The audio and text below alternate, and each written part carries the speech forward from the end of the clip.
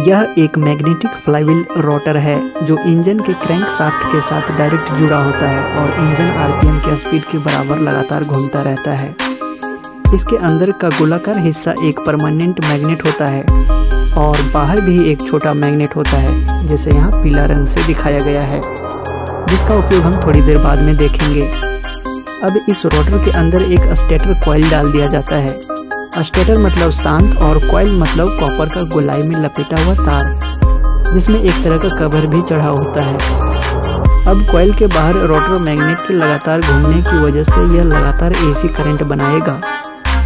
चूँकि rotor flywheel का RPM लगातार घटता बढ़ता रहता है, इसलिए कॉइल में बनने वाला एसी करंट भी लगातार घटता बढ़ता रहेगा।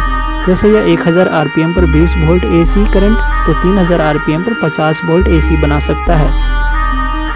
हमें इस करंट का उपयोग करके ही इंजन के स्पार्क प्लग में स्पार्क बनाना होता है, साथ ही साथ बैटरी को लगातार चार्ज करना भी होता है।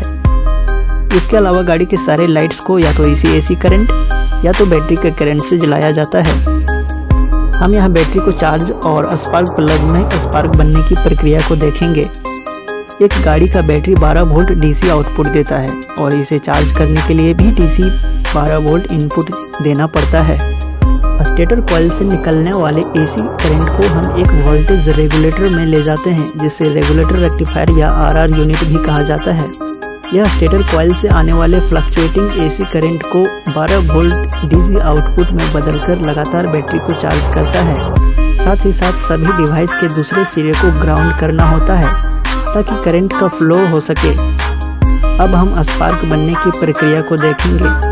इसके लिए एक कैपेसिटर डिस्चार्ज सिस्टम का उपयोग किया जाता है, जिसे सीडीआई भी कहते हैं। जैसा कि इसका नाम है, इसके अंदर एक कैपेसिटर होता है जो कि खुद को करंट लेकर चार्ज करता है, और जब यह करंट लेना बंद करता है तो इसी करंट को छोड़कर खुद को डिस्चार्ज कर लेता है ताकि अगली बार फिर से चार्ज हो सके।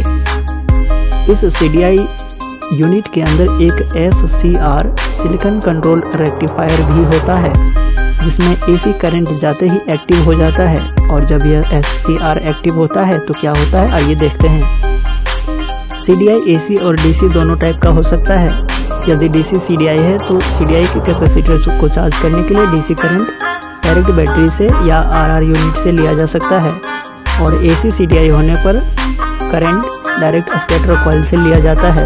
वैसे इस एसी करंट को सीडीआई के अंदर जाते ही पहले डीसी में बदला जाता है और यह कैपेसिटर को लगातार चार्ज करता है। अब यहाँ रोटर फ्लाईव्हील के बाहर एक छोटा कॉइल भी होता है, जिसके नज़दीक से ये येलो मैग्नेट गुजरने से इसमें एसी करंट या एसी पल्स बनता है, जो बहुत छोटा समय के लिए होता है। इसे पिकअप कॉइल कहते हैं। इससे निकला एसी पल्स सीडीआई के अंदर के SCR को हीट करता है, जिससे SCR एक्टिव हो जाता है। SCR के एक्टिव होते ही स्टेटर कॉइल से आने वाला करंट कैपेसिटर में न जाके SCR के माध्यम से ग्राउंड में चला जाता है। अब जैसे ही सीडीआई के कैपेसिटर में करंट जाना बंद होता है, यह अपने पहले जमा किए हुए करंट को इग्निशन कॉइल में भेजकर खुद को डिस्चार्ज कर लेता है। पिकअप कॉइल से आने वाला करंट के बंद होते ही SCR डीएक्टिवेट हो जाता है और करंट फिर से कैपेसिटर को चार्ज करने लगता है। यह प्रक्रिया पिकअप कॉइल की वजह से लगातार होते रहता है। सीडीआई के कैपेसिटर से निकलने वाला करंट इग्निशन कॉइल के प्राइमरी कॉइल में पहुंचता है। इग्निशन कॉइल में 2 कॉइल होते हैं। सेकेंडरी कॉइल में नंबर ऑफ टर्न्स मतलब गोलाई में तारों की संख्या प्राइमरी कॉइल की तुलना में 100 गुना ज़्यादा होते हैं। यह एक ट्रांसफार्मर की तरह काम करता है और सीडीआई से आने वाले करंट को आसानी से 20,000 से 30,000 वोल्ट में बदल देता है। यह है वोल्टेज HT केबल मतलब हाई टेंशन केबल के माध्यम से सीधा स्पार्क प्लग में पहुंचता है। स्पार्क प्लग में इस हाई वोल्टेज और ग्राउंड इलेक्ट्रोड के बीच 1 mm से भी कम दूरी रखा जाता है, ताकि यह हाई वोल्टेज जंप करके मतलब कूद कर ग्राउंड इलेक्ट्रोड में जा सके। जंप होते ही एक स्पार्क बनता है, जैसे कि जब 2 बादल आपस में से गुजरते हैं तो उनके बीच चिंगारी निकलती है, और यह स्पार्क पेट्रोल और हवा के मिक्सचर को आसानी से ब्लास्ट कर देता है। यदि आपने वीडियो यहाँ तक देखा है तो चैनल को जरूर सब्सक्राइब कर लें। वीडियो देखने के लिए